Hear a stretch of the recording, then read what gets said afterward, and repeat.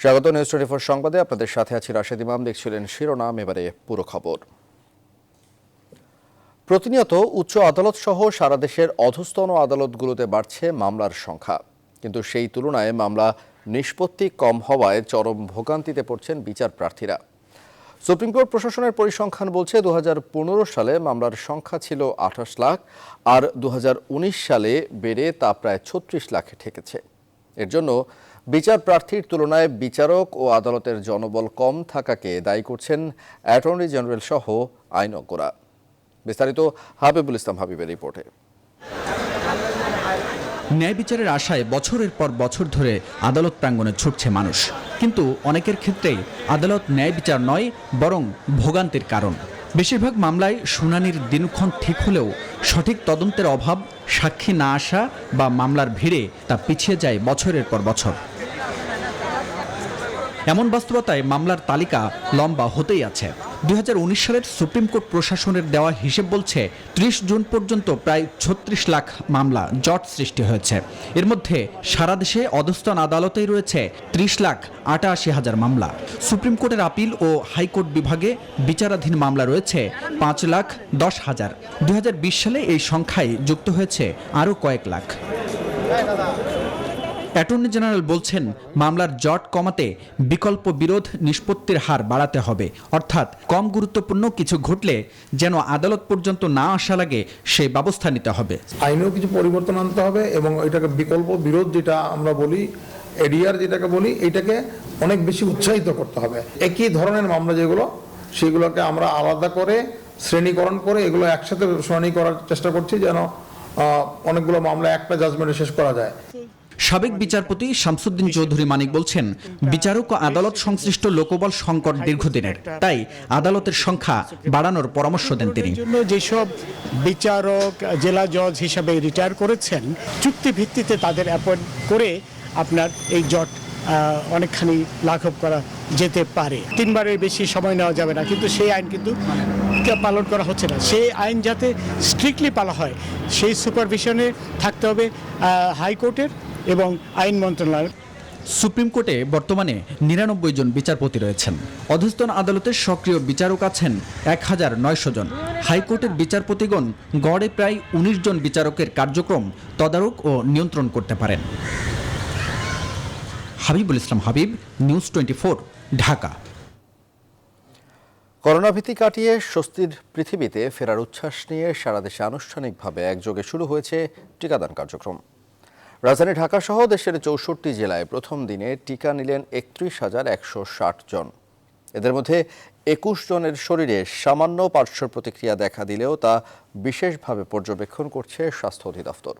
রোববার প্রথম ডোজ নেয়া ব্যক্তিদের 3 মাসের মধ্যে নিতে হবে দ্বিতীয় ডোজ। রিশাদ হাসান জানাচ্ছেন বিস্তারিত। 7 ফেব্রুয়ারি সারা দেশে করোনা সংক্রমণের গ্রাফ শুধুই তলানিতেই যায়নি, একই সাথে করোনা প্রতিরোধে এই দিন দেশব্যাপী শুরু হলো গণটিকা কার্যক্রম। রবিবার সকালে স্বাস্থ্য অধিদপ্তরের সভাকক্ষ থেকে অনলাইনে উদ্বোধন করা হয় সারা দেশে করোনার গণটিকা কার্যক্রম। স্বাস্থ্যমন্ত্রী টিকা গ্রহণ করেন শেখ রাসেল গ্যাস্ট্রোলিভার হাসপাতালে। এরপর টিকা গ্রহণ করেন স্বাস্থ্য অধিদপ্তরের কর্মকর্তারা। টিকা নেয়ার নির্ধারিত 30 মিনিট পর স্বাস্থ্যমন্ত্রী বলেন, জীবন রক্ষাকারী এই ভ্যাকসিন দিয়েই করোনাকে জয় করা হবে। টিকা গ্রহণ করুন, এবং টিকা মানে ভ্যাকসিন মিনস ভিক্টরি। এই করোনা ভাইরাসের এগেইনস্টে এটাই সবচেয়ে বড় হাতিয়ার, যার মাধ্যমে আমরা এই ভিক্টরি অর্জন করতে চাই। শুধুমাত্র নিজের সুরক্ষা নয়, বরং দেশের সুরক্ষার কথা বিবেচনা করে সকলকে টিকা নেয়ার আহ্বান জানান স্বাস্থ্য অধিদপ্তরের পরিকল্পনা ও উন্নয়ন শাখার অতিরিক্ত মহাপরিচালক। এই টিকা আমাকে যেমন সুরক্ষিত করবে, এই দেশকে করোনার বিরুদ্ধে সুরক্ষিত করবে। এক একজনের টিকা নেওয়া কিন্তু শুধুমাত্র নিজেকে সুরক্ষিত করা না, এই দেশকে করোনা মুক্ত করার জন্য একটা বিরাট পদক্ষেপ। এদিন সকালে বঙ্গবন্ধু শেখ মুজিব মেডিকেল বিশ্ববিদ্যালয়ে টিকা নেন গণস্বাস্থ্য কেন্দ্রের প্রতিষ্ঠাতা ডক্টর জাফরুল্লাহ চৌধুরী। দেশের প্রতিটি মানুষের জন্য টিকা নিশ্চিত করার আহ্বান জানান তিনি। আমার রিকশাওয়ালা ভাই, পথের বাড়ির কাজকর্মের সাধারণ মানুষ যেন টিকা পাওয়াটা সুবিধা পায়। আমরা কেবল অবস্থাবানরা এবং যারা সৌভাগ্যবানরা না, সাধারণ মানুষের এই টিকাটা বেশি দরকার। যারা টিকা গ্রহণ করেছেন 4 থেকে 12 সপ্তাহের মধ্যে তাদের দেয়া হবে টিকার দ্বিতীয় ডোজ। যারা নিবন্ধন করতে পারছেন না, টিকাদান কেন্দ্রে শীঘ্রই তাদের জন্য নিবন্ধনেরও ব্যবস্থা করা হচ্ছে। এছাড়াও বছরব্যাপী এই টিকা কার্যক্রমের বাইরে কেউ থাকবে না বলে জানায় স্বাস্থ্য অধিদপ্তর। বর্তমানে দেশে 70 লাখ করোনা টিকার মজুত রয়েছে বলেও জানানো হয় এই সময়। টিকা গ্রহণ শেষে স্বাস্থ্যমন্ত্রী জানালেন, ভ্যাকসিন মানে ভিক্টরি। যদিও এখন পর্যন্ত অনলাইনে টিকা নিতে আগ্রহীদের নিবন্ধন সংখ্যা কম, কিন্তু তারপরেও শুধুমাত্র নিজের সুরক্ষার কথা বিবেচনা করে নয়, সারা দেশের সুরক্ষার কথা বিবেচনা করেই সকলকে টিকা নেবার আহ্বান জানাচ্ছে স্বাস্থ্য অধিদপ্তর। রিশাদ হাসান, নিউজ 24, ঢাকা। দেশের বিভিন্ন স্থানে এমপি, সিটি মেয়র, স্বাস্থ্য বিভাগ ও প্রশাসনের কর্মকর্তাদের টিকা দেওয়ার মধ্য দিয়ে করোনা টিকা প্রয়োগ কার্যক্রম শুরু হয়েছে। প্রথম দিনে টিকা নিয়ে কাউকে বড় ধরনের কোনো শারীরিক সমস্যায় পড়তে শোনা যায়নি। বিস্তারিত ডেস্ক রিপোর্টে। চট্টগ্রামে শিক্ষা উপমন্ত্রী মহিবুল হাসান চৌধুরী নওফেল প্রথম টিকা নেন। সকালে চট্টগ্রাম মেডিকেল কলেজ বুথে, তারপরে বিভাগীয় স্বাস্থ্য পরিচালক, চমেক হাসপাতাল পরিচালক ও সিভিল সার্জন টিকা গ্রহণ করেন।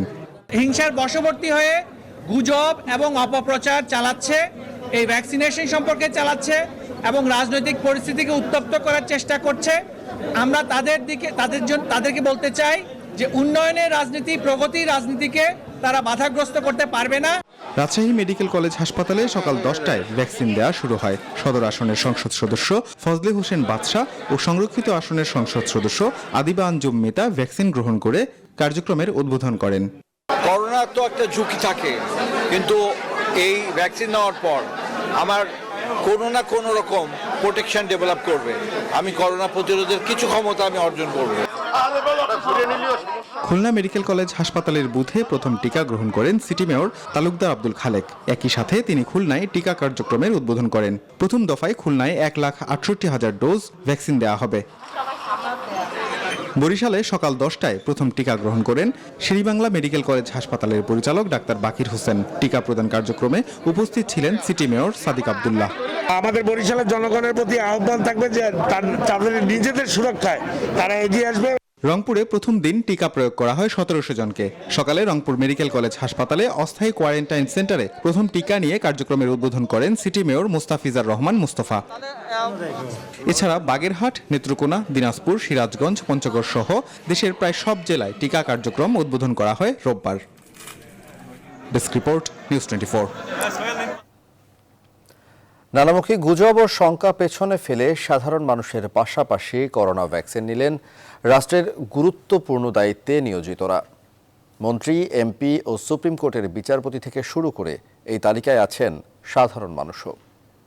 তারা গুজব না ছড়িয়ে সবাইকে টিকা নেয়ার আহ্বান জানান।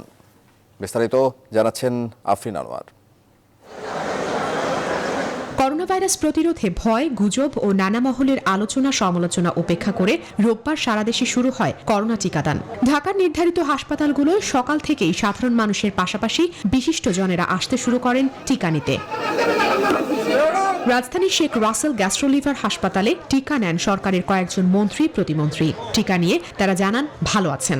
সব জল্পনা কল্পনা, সব সমালোচনাকে পরাজিত করে মাননীয় প্রধানমন্ত্রী জননেত্রী শেখ হাসিনা সফলভাবে বাংলাদেশের নাগরিকদের টিকা নিশ্চয়তা প্রদান করেছেন।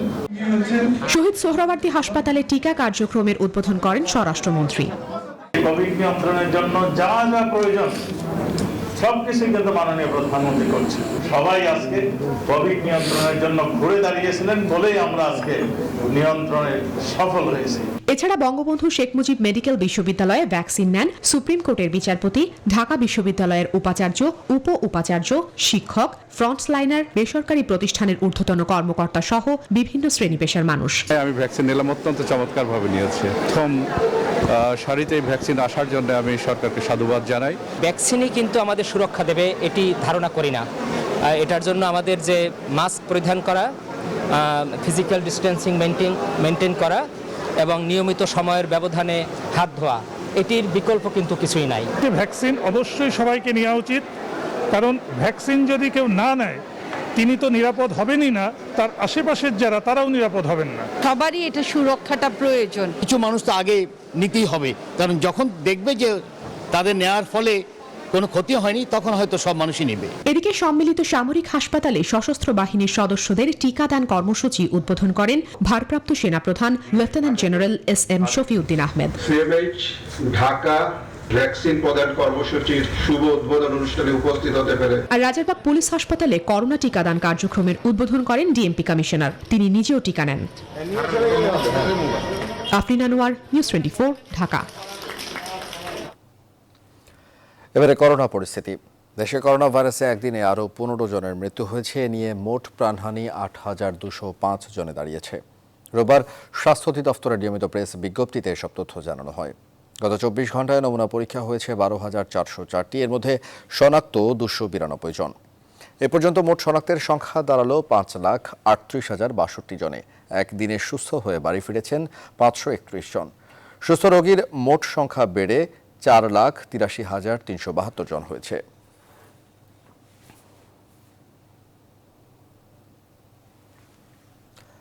রোহিঙ্গা সংকট সমাধানের একমাত্র উপায় রোহিঙ্গাদের সে দেশে ফেরত পাঠানো। রোববার প্রধানমন্ত্রী শেখ হাসিনার সঙ্গে সাক্ষাৎ করে কথা বলেছেন ঢাকায় নিযুক্ত তুরস্কের রাষ্ট্রদূত মুস্তাফা ওসমান তুরান। তিনি আরও বলেন, রোহিঙ্গা ইস্যুতে বাংলাদেশের পাশে থাকবে তুরস্ক। এ সময় রোহিঙ্গাদের অনুপ্রবেশের পরপরই তুরস্কের ফার্স্ট লেডির রোহিঙ্গা ক্যাম্প পরিদর্শনের কথা স্মরণ করেন প্রধানমন্ত্রী। তুরস্কের বিনিয়োগকারীদের বাংলাদেশে বিনিয়োগের আগ্রহের বিষয়ে শেখ হাসিনা বলেন, বিনিয়োগকারীদের সব ধরনের সুবিধা নিশ্চিত করা হবে। দুই দেশের সম্পর্ক ভবিষ্যতে আরও দৃঢ় হবে বলে আশা প্রকাশ করেন প্রধানমন্ত্রী শেখ হাসিনা। ডক্টর কামালের গণফোরাম ছাড়লেন ডক্টর রেজা কিবরিয়া। দলের সাধারণ সম্পাদক ও প্রাথমিক সদস্য পদ থেকে তিনি পদত্যাগ করেছেন। রোববার দলীয় সভাপতি ডক্টর কামাল হোসেনের কাছে তিনি পদত্যাগপত্র জমা দিয়েছেন। গণমাধ্যমকে এক প্রেস বিজ্ঞপ্তির মাধ্যমে এই তথ্য জানান রেজা কিবরিয়া। এছাড়া গণফোরামের দলীয় সদস্য পদ থেকেও ইস্তফা দিয়েছেন। 2018 সালের ডিসেম্বর মাসে আন্তর্জাতিক মুদ্রা তহবিল ছেড়ে আনুষ্ঠানিকভাবে গণফোরামে যোগ দেন রেজা কিবরিয়া। এ বিষয়ে দলের অন্যতম নেতা অধ্যাপক আবু সাঈদ মন্তব্য করেছেন, রেজা কিবরিয়া না থাকায় দল ক্ষতিগ্রস্ত হবে না। কথা বলেছেন সুব্রত চৌধুরীও। দায়িত্ব নেওয়ার পর থেকে নেতাকর্মীদের সাথে যে দূরত্ব সৃষ্টি হয়েছিল, আসলে আমাদের সংগঠন কিন্তু অনেকটা কার্যক্রম থেমে গিয়েছিল। হ্যাঁ, উনি যে সময়টায় দায়িত্ব পালন করেছে তেমন সংগঠনের কোনো কাজ হয় নাই। সুষ্ঠুভাবে গঠনতান্ত্রিক মোতাবেক কোনো কাজ হয় নাই, কাজের কোনো পরিবেশও ছিল না। কিন্তু গণফোরামের রাজনীতি আমরা যারা করেছি, আরো নতুন লোকজন আসবে। আশা করি সকলকে নিয়ে আমরা গণফোরামকে অবশ্যই শক্তিশালী করতে পারবো। তার পদত্যাগের ফলে পার্টির যে ক্ষতি হবে খুব এমনটি নয়, বরং পার্টি আরো সচল এবং সচেতন হবে, জীবন্ত হবে এবং নব উদ্যমের সবাই কাজ করতে সক্ষম হবে।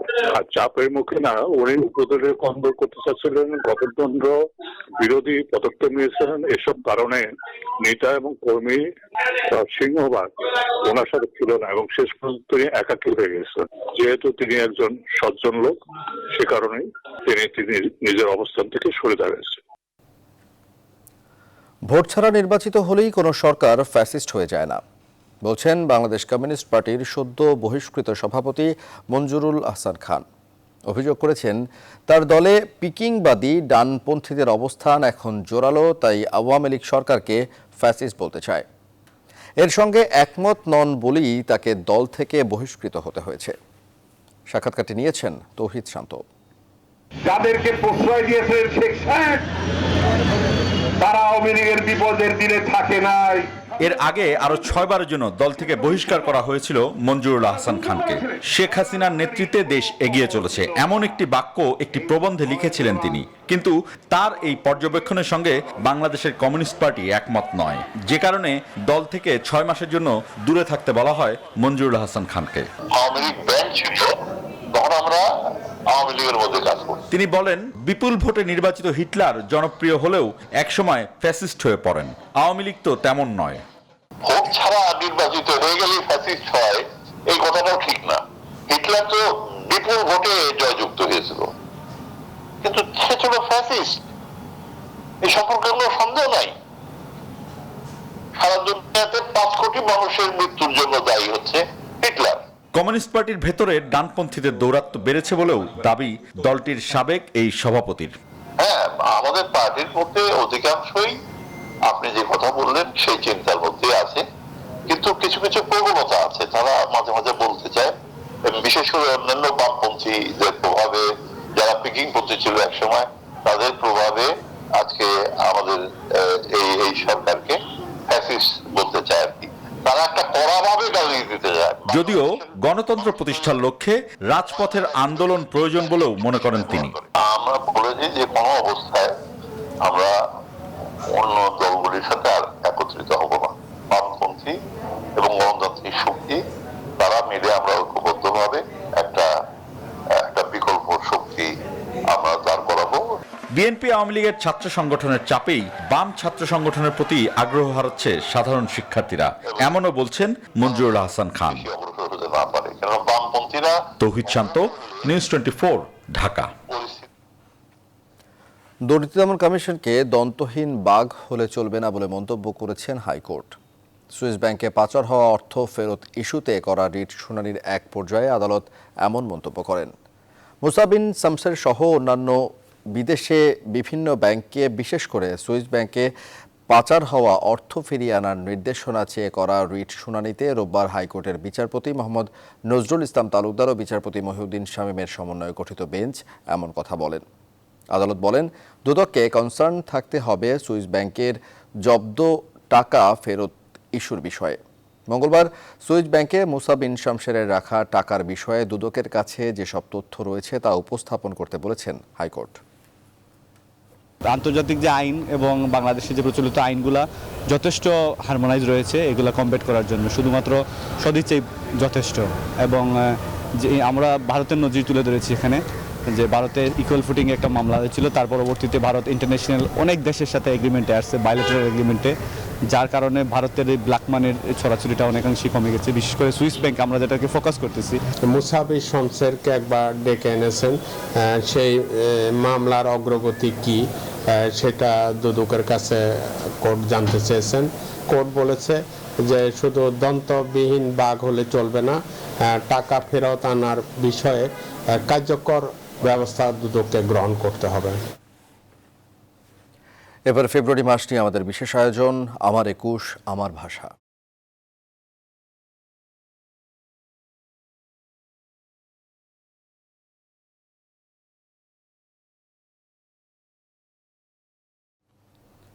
জীবনের বিনিময়ে বাংলা ভাষা আর মাতৃভাষার সূত্র ধরেই একটি স্বাধীন রাষ্ট্র পেয়েছে বাঙালি। কিন্তু স্বাধীনতার সুবর্ণ জয়ন্তী পেরোলেও আজও কর্মক্ষেত্রে এবং উচ্চশিক্ষায় উপেক্ষিত মাতৃভাষা। এমনকি উদ্যোগের অভাবে আন্তর্জাতিক পরিমণ্ডলে জায়গা করতে পারেনি নিজ দেশের সৃজনশীল সাহিত্য, এমনটাই মন্তব্য করেন কবি মারুফ রায়হান। বিস্তারিত সুকন্যা আমিরের প্রতিবেদনে। মায়ের মুখের ভাষার মর্যাদা রক্ষা করার পাশাপাশি একটি স্বাধীন রাষ্ট্র পেতে বাঙালি লড়াই করেছে 52 থেকে 71। স্বাধিকার আন্দোলনের এ দীর্ঘ যাত্রায় জীবন উৎসর্গ করেছে অনেক মানুষ। যে ভাষার জন্য এত আত্মদান, সে ভাষাই আজ কর্মক্ষেত্রে উপেক্ষিত উচ্চশিক্ষার অগ্রযাত্রায়, এমনটাই মনে করেন কবি মারুফ রায়হান। চাকরির বাজারের জন্য অন্য ভাষা শেখার দরকার পড়ে এবং সেখানে যখন অন্য ভাষার প্রাধান্য দেখা যায়, তখন স্বভাবতই সেই শিক্ষার্থী ওই ভাষায় চর্চা করা শুরু করেন। যদি তাতে দূষণ ঘটে, ভাষার বিকৃতি ঘটে, আমি বলবো ভুল নয়, এটা অপরাধ। 52 থেকে 71 ওই সময়ে যারা নেতৃত্বে ছিল, এই বোর্ডটা সেভাবে হয়তো আসেনি, যে কারণে আমরা হয়তো ভাষা আন্দোলন নিয়ে সেভাবে গ্রন্থ পাইনি। বিদেশি ভাষার সাহিত্য জানা হয়েছে এবং হচ্ছে অনেক, কিন্তু কেবল উদ্যোগের অভাবেই নিজ দেশের সৃজনশীল ও মননশীল সাহিত্য জায়গা করতে পারেনি আন্তর্জাতিক পর্যায়ে, এমনটাই মত এই কবির। ফরাসি ভাষা চর্চা, জার্মান ভাষা চর্চা, রুশ ভাষা চর্চা, ইংরেজি ভাষা চর্চা, এটা প্রচুর হচ্ছে। সৃজনশীল সাহিত্য এবং মননশীল সাহিত্য উভয় সাহিত্য, সেটাকে কিন্তু আমরা অন্য ভাষায় সেভাবে নিয়ে যেতে পারিনি। প্রজন্মের উদ্দেশ্যে কবি মারুফ রায়হান বলেন, সর্বক্ষেত্রে মাতৃভাষাকেই স্থান দিতে হবে সবার আগে, তবেই মায়ের ভাষার মর্যাদা থাকবে অক্ষুণ্ণ। সুকন্যা আমির, নিউজ 24, ঢাকা। বঙ্গবন্ধু হত্যাকাণ্ডে মৃত্যুদণ্ডপ্রাপ্ত পলাতক আসামি রাশেদ চৌধুরীকে দ্রুত বাংলাদেশে ফেরত পাঠানোর বিষয়ে যুক্তরাষ্ট্রের সহযোগিতা চেয়েছেন বাংলাদেশ সেনা প্রধান জেনারেল আজিজ আহমেদ। এছাড়াও রোহিঙ্গা সংকট সমাধানে যুক্তরাষ্ট্র বাংলাদেশের পাশে থাকবে বলেও প্রত্যাশা তার। যুক্তরাষ্ট্রে সফররত বাংলাদেশ সেনাবাহিনী প্রধান সেখানকার বিভিন্ন ক্ষেত্রের গুরুত্বপূর্ণ ব্যক্তি এবং মার্কিন সেনাপ্রধানের সঙ্গে সাক্ষাৎকালে এসব প্রত্যাশার কথা বলেন। মঙ্গলবার মার্কিন সেনাপ্রধান জেনারেল ম্যাকনভিলের পক্ষ থেকে বাংলাদেশ সেনাবাহিনীর প্রধান জেনারেল আজিজ আহমেদকে গার্ড অব অনার প্রদান করা হয়। সফরকালে বাংলাদেশ সেনাপ্রধান যুক্তরাষ্ট্রের বিভিন্ন সামরিক স্থাপনা পরিদর্শন করেন। বাংলাদেশ সেনাপ্রধানের প্রত্যাশা, মার্কিন সেনাবাহিনীর বিভিন্ন সামরিক প্রশিক্ষণে বাংলাদেশ সেনাবাহিনীর অংশগ্রহণ বৃদ্ধি পাবে। বাংলাদেশ সেনাপ্রধান এই সপ্তাহে জাতিসংঘের উচ্চপদস্থ কর্মকর্তাদের সাথেও সাক্ষাৎ করবেন।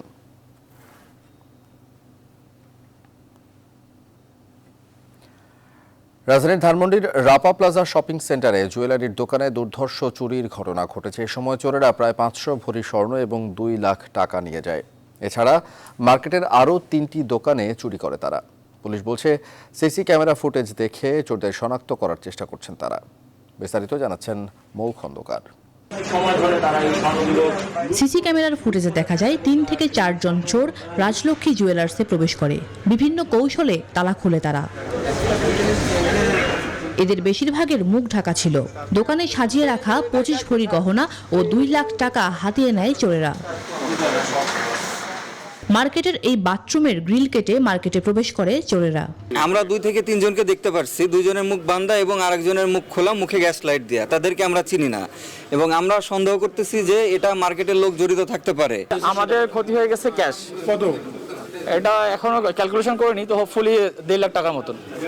এ সময় আরো 3টি স্বর্ণের দোকানের তালা খুলে নগদ অর্থ হাতিয়ে নিলেও অন্য পণ্যের দোকানে ঢোকেনি তারা। মার্কেটে যদি নিরাপত্তা না থাকে, আজকে আমরা কোটি কোটি টাকার ব্যবসা এখানে করতেছি, তাতে আমরা তো হতাশ হয়ে গেছি। পুলিশ বলছে এটি পেশাদার কোনো চক্রের কাজ।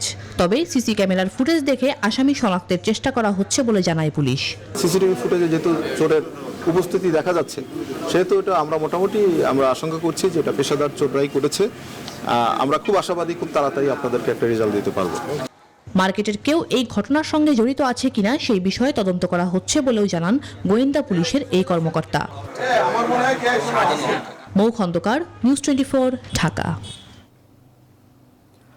প্রায় 1 যুগ আগে পিরোজপুরের ভান্ডারিয়া থানায় দায়ের করা বাদল হত্যা মামলায় মৃত্যুদণ্ড, যাবজ্জীবন দণ্ডপ্রাপ্ত সব আসামিকে খালাস দিয়েছেন হাইকোর্ট। ডেথ রেফারেন্স এবং আসামিদের আপিল শুনানি নিয়ে বিচারপতি কৃষ্ণা দেবনাথ ও SM আব্দুল মবিনের হাইকোর্ট বেঞ্চ রোববার আদেশ দেন। এই মামলায় 2015 সালের 7 জানুয়ারি 4 আসামি শহীদ শিকদার, নিজাম শিকদার, দুলাল শিকদার, বাদল শিকদারকে মৃত্যুদণ্ড দেন ঝালকাঠির জ্যেষ্ঠ দায়রা জজ SM সুলাইমান। এছাড়া 3 জনকে যাবজ্জীবন দণ্ডাদেশ দেন তিনি। রায়ের নথিপত্র হাইকোর্টে পাঠানো হলে তা ডেথ রেফারেন্স হিসেবে নথিভুক্ত হয়। এছাড়া রায়ের বিরুদ্ধে আসামি পক্ষ আপিল করে। প্রসঙ্গত 1998 সালে বাদল সর্দার নামে এক ব্যক্তিকে হত্যার ঘটনায় ভান্ডারিয়া থানায় এই মামলা দায়ের করা হয়। এবারে ফার্স্ট ইসলাম ব্যাংক অর্থ বাণিজ্যের সংবাদ।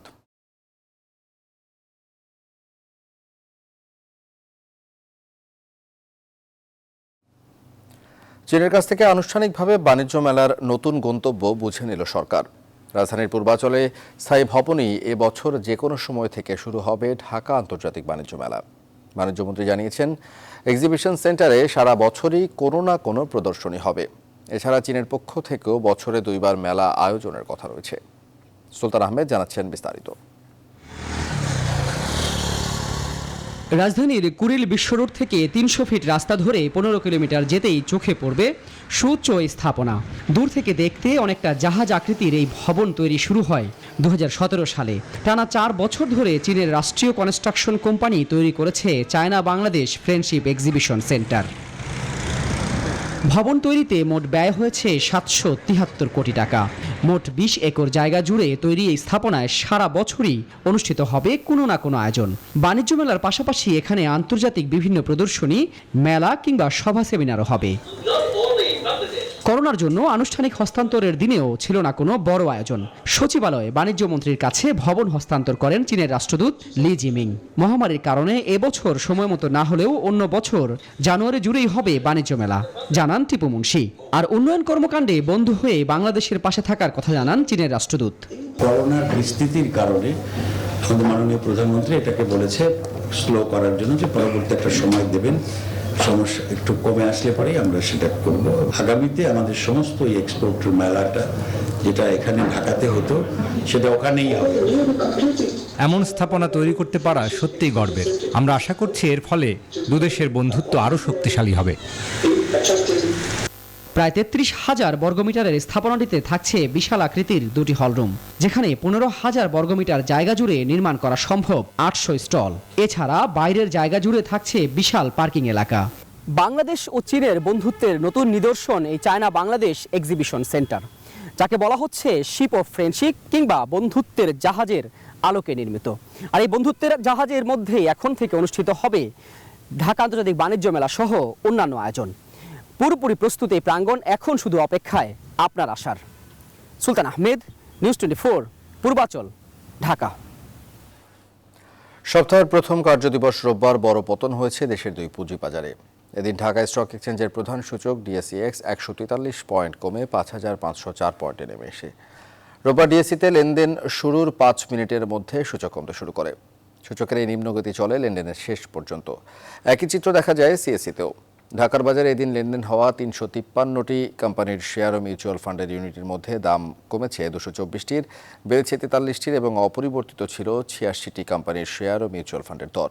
ডিএসইতে এদিন হাত বদল হয়েছে 771 কোটি টাকার শেয়ার ও মিউচুয়াল ফান্ড, যা আগের দিনের চেয়ে প্রায় 58 কোটি টাকা বেশি। আর গেল 2 সপ্তাহ ধরেই পতনের ধারায় রয়েছে পুঁজিবাজার। এবারে আন্তর্জাতিক প্রসঙ্গ। ভারতের উত্তরাখণ্ডে হিমবাহ ভেঙে ব্যাপক তুষার ধসে অন্তত 1.5 শতাধিক মানুষের মৃত্যুর আশঙ্কা করছে দেশটির প্রশাসন। এরই মাঝে 10 জনের মৃতদেহ উদ্ধার করা হয়েছে। তীব্র জলোচ্ছ্বাসে একের পর এক গ্রাম ভেসে যাওয়ায় ব্যাপক ক্ষয়ক্ষতি হতে পারে বলে ধারণা করা হচ্ছে। বেশ কয়েকটি স্থানে জারি করা হয়েছে রেড অ্যালার্ট। নিখোঁজদের সন্ধানে তৎপরতা শুরু করেছে উদ্ধারকারী দল।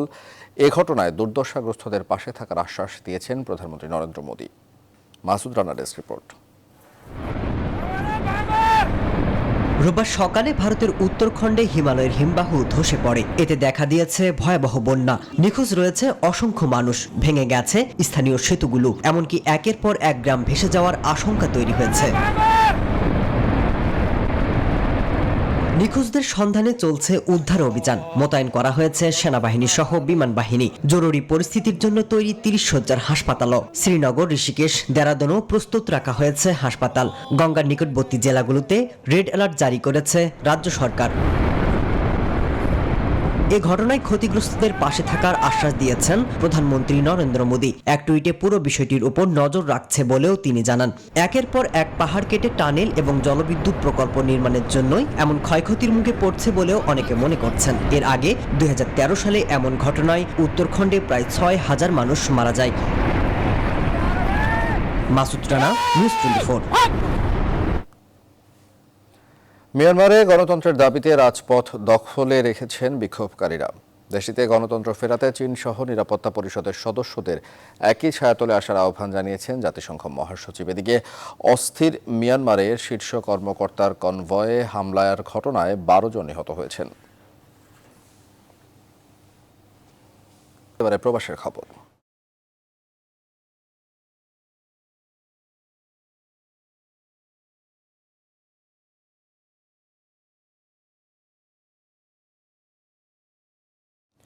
বাংলাদেশ ক্রিকেট অ্যাসোসিয়েশনের আয়োজনে কুয়েতের আন্তর্জাতিক বিমানবন্দর সংলগ্ন আব্বাসিয়া গ্রাউন্ডে এশিয়ান ডেজার্ট লিগ ক্রিকেট টুর্নামেন্টের উদ্বোধনী ম্যাচ অনুষ্ঠিত হয়। বাংলাদেশ সহ ভারত, পাকিস্তান, শ্রীলঙ্কা এবং আফগানিস্তানের 28টি দল অংশগ্রহণ করে এই খেলায়। কুয়েতের প্রতিনিধি মঈন সুমনের তথ্যচিত্রে ডেস্ক রিপোর্ট। আয়োজনে উপস্থিত ছিলেন কুয়েত ক্রিকেট অ্যাসোসিয়েশনের সভাপতি জাহাঙ্গীর খান পলাশ, উপদেষ্টা হুমায়ুন আলী, মীর মোশাররফ হোসেন, উপদেষ্টা সাংবাদিক মঈন সুমন, নির্বাহী পরিচালক শেখ মনির সহ অসংখ্য দর্শক। আয়োজকদের ভূয়সী প্রশংসা করেন খেলায় অংশগ্রহণ করা বিভিন্ন দেশের খেলোয়াড়রা। एशियन टूर्नामेंट जो इधर चलता है बहुत जबरदस्त टूर्नामेंट है और इसका कवानीन मवानीन सब कुछ ठीक है और ये बार बिल्कुल एक नंबर था, सब कुछ ठीक है। বাংলাদেশ ক্রিকেট অ্যাসোসিয়েশনের কুয়েতের সাধারণ সম্পাদক মোয়াজ্জেম হোসেন বলেন, এই আয়োজনে তারা বিভিন্ন দেশের সাড়া পেয়েছেন।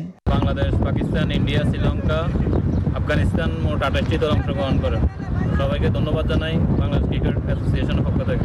ক্রিকেটের নতুন এই উদ্যোগ ভ্রাতৃত্ব বন্ধনে সহায়ক ভূমিকা রাখবে বলে মনে করছেন প্রবাসীরা। Chandrani Chandra, news 24। Bangladesh Canada association of ক্যালগেরির উইমেন্স ফোরামের উদ্যোগে ভার্চুয়ালি নতুন বছরে পিঠাপুলির আড্ডা আর সাংস্কৃতিক অনুষ্ঠান সম্পন্ন হয়েছে। নতুন প্রজন্মের কাছে বাংলার কৃষ্টি, ইতিহাস ও ঐতিহ্য তুলে ধরাই ছিল পিঠাপুলি উৎসবের মূল লক্ষ্য। অনুষ্ঠানে ছিল বাংলার ঐতিহ্যময় খাবার সহ বিভিন্ন ধরনের কথার ঝুলি, নাচ আর গান। এবারে খেলার খবর। প্রথমেই চট্টগ্রাম টেস্টের খবর। চট্টগ্রাম টেস্ট ওয়েস্ট ইন্ডিজের কাছে অপ্রত্যাশিতভাবে হেরে হতাশা উপহার দিল বাংলাদেশ। শেষ দিনে 395 রান তাড়া করে ক্যারিবীয়রা জয় পেয়েছে 3 উইকেটে। বড় জয়ের পথে নিজের অভিষেক টেস্টেই ডাবল সেঞ্চুরি করে নিয়েছেন কাইল মায়ার্স। আগামী 11 ফেব্রুয়ারি সিরিজের দ্বিতীয় টেস্টে মাঠে নামবে দুই দল। চট্টগ্রাম থেকে বিস্তারিত জানাচ্ছেন পার্থ বণিক।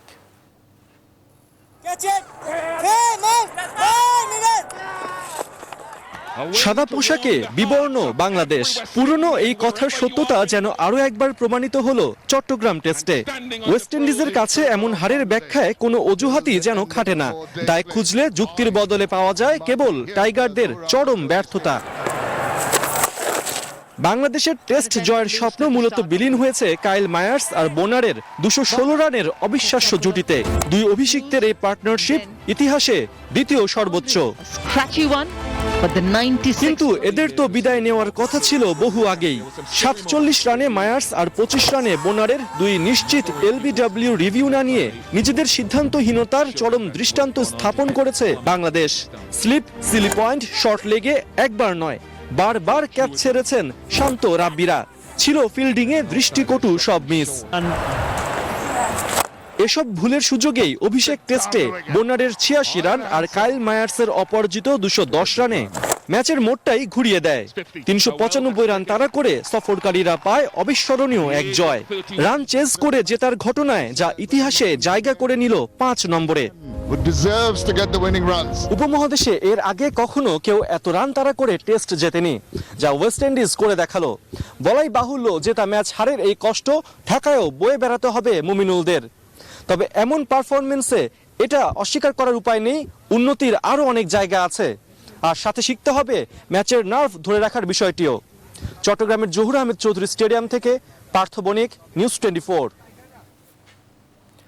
পেশাদার লীগ ফুটবলে নিজেদের সপ্তম ম্যাচে মুক্তিযোদ্ধা সংসদ ক্রীড়াচক্রের বিপক্ষে আজ মাঠে নামবে ডিফেন্ডিং চ্যাম্পিয়ন বসুন্ধরা কিংস। কুমিল্লার ভাষা সৈনিক শহীদ ধীরেন্দ্রনাথ দত্ত স্টেডিয়ামে ম্যাচটি শুরু হবে বিকেল 3টায়। 2020-21 মৌসুমে দারুণ সময় পার করছে বসুন্ধরা কিংস। নতুন মৌসুমের শুরুটা চ্যাম্পিয়নদের মতোই করেছে অস্কার ব্রুজনের শিষ্যরা। পেশাদার লিগে টানা 6 জয়ে টেবিলের শীর্ষস্থান মজবুত করেছে মতিন মিয়া, তৌহিদুল আলম সবুজরা। তবে 5 ম্যাচে টানা জয়ে 15 পয়েন্ট নিয়ে তাদের ঘাড়ি নিঃশ্বাস ফেলছে 2-এ থাকা শেখ জামাল ধানমন্ডি ক্লাব। মুক্তিযোদ্ধার বিপক্ষে তাই জয়ের দিকে নজর রাখছেন কিংস কোচ অস্কার ব্রুজন। আমরা প্রতিটি ম্যাচেই জয়ের জন্য মাঠে নামি। মুক্তিযোদ্ধার বিপক্ষে আমাদের লক্ষ্য থাকবে 3 পয়েন্ট। প্রতিপক্ষকে ছোট করে দেখার কোনো সুযোগ নেই। আমাদের সবসময় সতর্ক থাকতে হবে। দলে কিছু ছোটখাটো ইনজুরি সমস্যা রয়েছে, তবে সেসব নিয়ে ভাবছি না। মাঠে সেরাটা দেওয়ার চেষ্টাই করবে সবাই। দর্শক, শেষ করবো এখনকার সংবাদ, তার আগে শিরোনামগুলো আরো একবার।